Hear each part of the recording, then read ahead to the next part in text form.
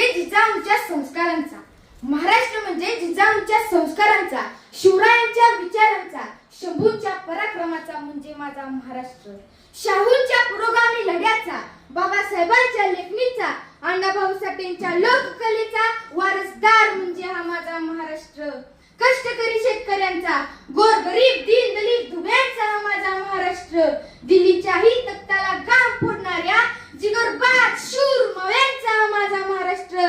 आणि याच महाराष्ट्राच्या मातृभाषेला प्रथम मी वंदन करतो आणि माझ्या विषयाकडे वळतो.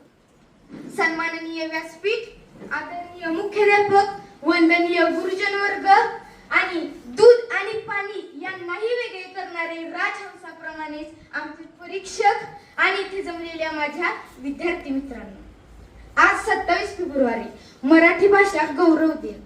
घासल्याशिवाय धार नाही तलवारीच्या पाठीला, घासल्याशिवाय धार नाही तलवारीच्या पाठीला, मराठी विना अर्थ नाही महाराष्ट्राच्या मातीला, मराठी विना अर्थ नाही महाराष्ट्राच्या मातीला.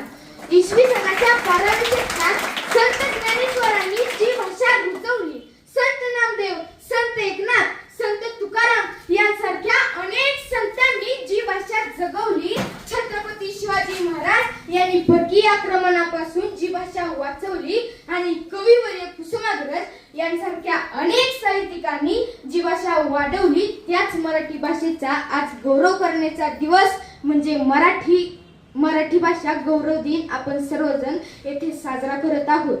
कविवर्य कुसुमाग्रज यांच्या दिनानिमित्त आपण मराठी भाषा गौरव दिन साजरा करीत आहोत.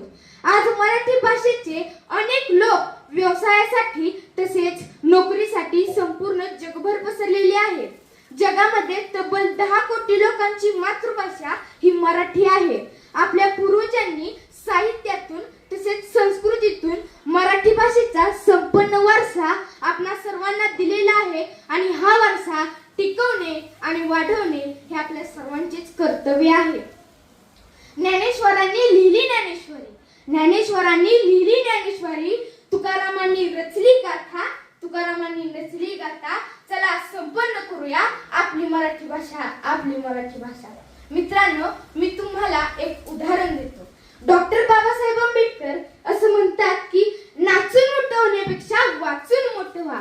जर आपल्याकडे 2 रुपये असतील, जर आपल्याकडे 2 नाणी असतील तर त्यातल्या एका नाण्याची भाकर घ्या तर दुसऱ्या नाण्याचे पुस्तक घ्या.